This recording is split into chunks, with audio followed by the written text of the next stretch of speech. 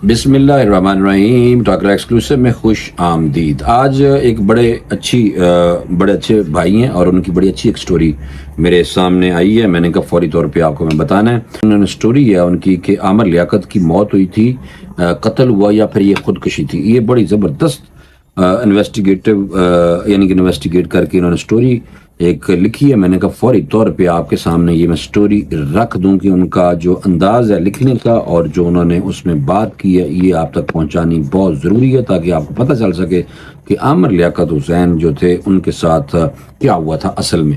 کیونکہ آپ کو پتہ ہے کہ ہمارے ہاں جب واقعہ ہو جاتا ہے تو اس پہ کافی زیادہ ٹائم لگ جاتا ہے کہ انویسٹیگیشن، کئی تو بہت جلدی ہو جاتے ہیں، کئی پتہ بھی نہیں چلتا کہ انہوں نے ہویا کی سی، اور کئی پتہ بھی نہیں چلتا کہ کن نے ماریا ہے۔ جیسے ذوالفقار علی بھٹو صاحب کے بارے میں اب کہا گیا کہ جناب سوری کرتی ہے عدالت نے، جی سوری، جوڈیشل مرڈر تھا، سوری، بندہ قتل ہو گیا، یعنی کہ پھانسی لگا گیا، آپ نے اندر بھیج دیا، لیکن سوری، یہ ہمارا المی ہے۔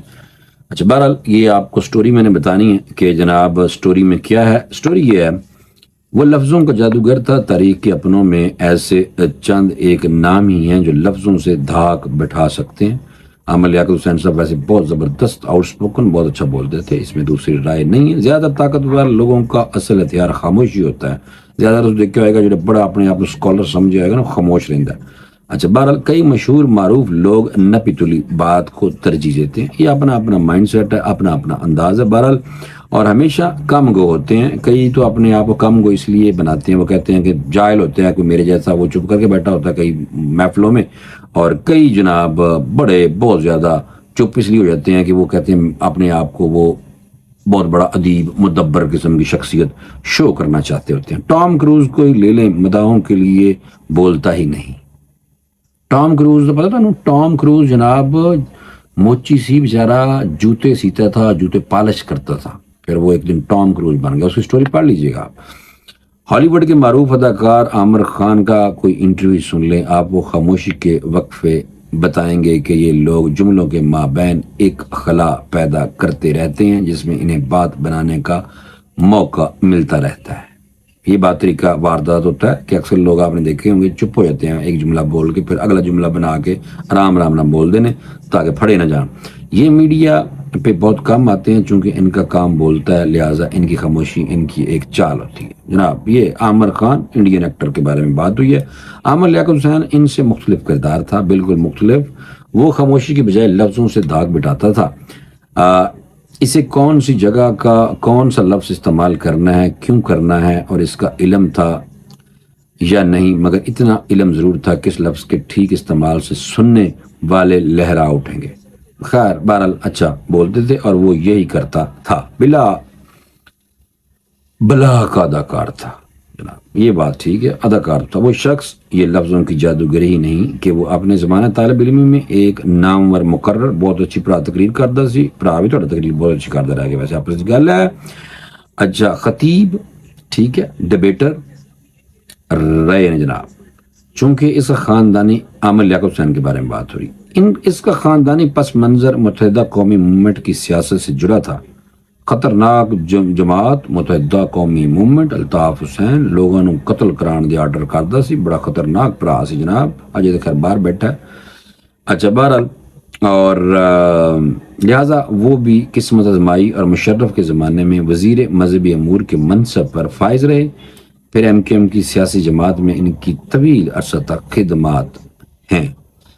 آخر میں انہوں نے تحریک انصاف جوائن کی اور یوں ان کے سیاسی کیریئر کا یہی اختتام ہوا۔ دیکھو نا، تحریک انصاف جوائن کی تھی تو بالکل فارغ ہو گیا جناب، اس تو بعد جڑا ہویا ہو جناب پاکستان کے بڑے بڑے منجے ہوئے سیاستدانوں میں بھی کوئی عامر لیاقت حسین جیسا مقرر نہیں تھا۔ بولتا خیر عامر لیاقت بہت اچھا تھا، وہ لفظوں کے کھیل کو خوب جانتا تھا۔ ٹاک شوز ہوں، اسمبلی ہال ہو یا پھر کوئی سیاسی تقریب، لوگ عامر لیاقت کی سیر انگیز گفتگو کو دوسروں سے زیادہ آسانی سے سمجھ لیتے تھے۔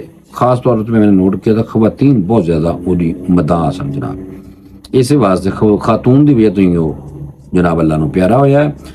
اچھا وہ جانتا تھا کہ لوگ کب تالیاں بجائیں گے اور کب نہیں۔ عامر لیاقت حسین وہ مقرر تھا جسے اس بات کا علم تھا کہ لوگ کیا سننا چاہتے ہیں، لہٰذا وہ ہمیشہ وہی سنتا تھا جو لوگ سننا چاہتے تھے، اور لوگ محو ہو کر سنتے تھے۔ آج تک لوگ یہ نہیں سمجھ سکے کہ وہ سیاستدان تھا، مقرر تھا ٹی وی ہوسٹ تھا، مذہبی اسکالر تھا، کامیڈین تھا یا ایک شاعر تھا، لیکن اگر عامر لیاقت حسین کی شخصیت کا بغور جائزہ لیا جائے تو معلوم ہوتا ہے کہ وہ ایک ایسا اداکار تھا جو اتنے دل سے اداکاری کرتا رہا کہ ہم اسے حقیقت ہی سمجھتے رہے۔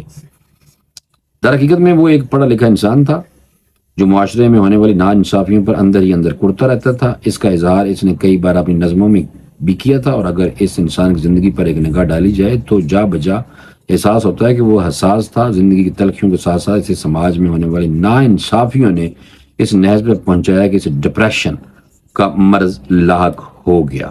ہمارا ایک دوست تھے جناب، ان کی ٹیم میں تھے، عامر لیاقت حسین کی ٹیم میں، جو جیو پہ وہ پروگرام کیا کرتے تھے، تو وہ کہتے تھے کہ یار ہمارا تو انہوں نے بڑا خیال کیا اور ہمیں شاپنگ کراتے تھے، ہمارے بچوں کا خیال کیا، عیدوں کا، اور وہ سینئر پوسٹ پہ بھی تھے، جو دوسرے ان کی ٹیم کے سینئر لوگ تھے، ان کا بہت زیادہ عامر لیاقت صاحب نے ان کا بہت خیال کیا۔ یہ ہمارے ایک دوست نے ہمیں بتایا، انہوں نے کہا لوگ جو مرضی کے اندر ہیں، لیکن میں آپ کو یہ بتاتا ہوں۔ بہرحال جو انسان خود عملی سیاست میں قریب 2 دہائیوں تک حصہ لیتا رہا، اپنی تلاش میں مختلف شعبہ زندگی سے جڑتا اور کڑتا رہا اور ڈپریشن کی وجہ سے ایک سے زیادہ بار خودکشی کی کوشش کی، تو کیا یہ محض اس لیے تھا کہ اس کی پسند کی شادی نہیں ہوئی یا اس کا کسی نے دل توڑا؟ عامر لیاقت حسین نے 3 شادیاں کی اور یقیناً کئی محبتیں بھی کی ہوں گی، بالکل کی ہوں گی، ایسا ہرگز نہیں۔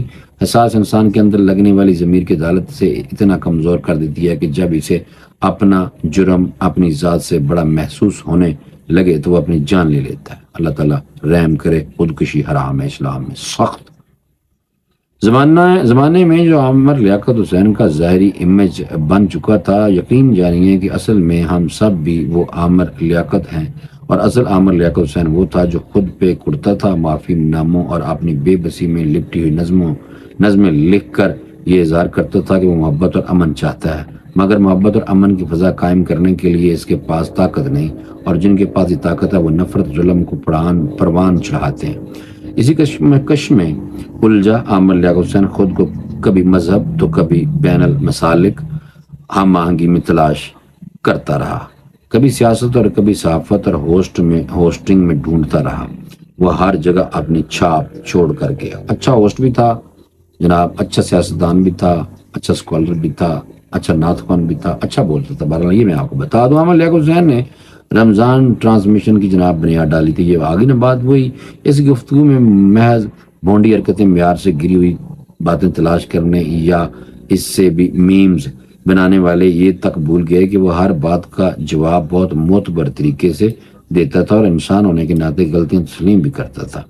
میمز بنانے والوں کو میمز بنانے کی اجازت بھی دیتا تھا، اور جہاں اپنا دفاع کرتا تھا تو بھرپور کرتا تھا۔ مجھے بچوں کی طرح روتا ہوا عامر لیاقت بھلے اداکار ہی لگتا ہو، مگر اس کی موت یہ بتاتی ہے کہ وہ تنہائی میں زندگی کی حقیقتوں پر کئی بار رویا ہوگا۔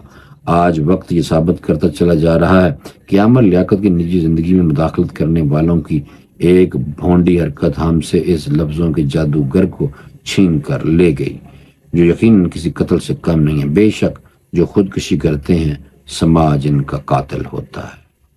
جناب یہ سٹوری تھی، ایک بھرا نے لکھی ہے، اور یہ سٹوری میں نے آپ کے سامنے رکھی ہے، اور انہوں نے یہ کہنے کی کوشش کی ہے وقار احمد صاحب نے کہ جناب یہ عامر لیاقت حسین نے بھی خودکشی کی ہوگی۔ اگر آپ نے ان کی سٹوری کو، جو میں نے ابھی سٹوری سنائی ہے، اس کو بغور سنا ہوگا تو عامر لیاقت حسین کے بارے میں ساری باتیں آپ نے جان لی۔ ایک ہمارا یار ہے جس نے مجھے بتایا تھا کہ وہ اپنی ٹیم کے ساتھ بہت فرینڈلی، کائنڈ اور کوآپریٹو آدمی تھا، تو صدقہ وہ کرتا رہا۔ لیکن بہرحال یہ خودکشی کی جہاں تک بات آ گئی ہے تو اللہ تعالیٰ معاف کریں، انا للہ و انا الیہ راجعون۔ خودکشی اسلام میں حرام ہے، اور خودکشی قریب بھی نہیں جانا پائیو۔ اللہ تعالیٰ نے ناپسند عمل ہے، کیونکہ زندگی اللہ کی بہت بڑی نعمت ہے، اس کو اچھے طریقے سے گزاریں اور زندگی میں کچھ سیکھیں، نیک عمل کریں تاکہ آپ کی آخرت سنورے۔ پران اجازت دو، اگلے ویڈیو میں دوبارہ ملاقات ہوگی۔ اللہ حافظ۔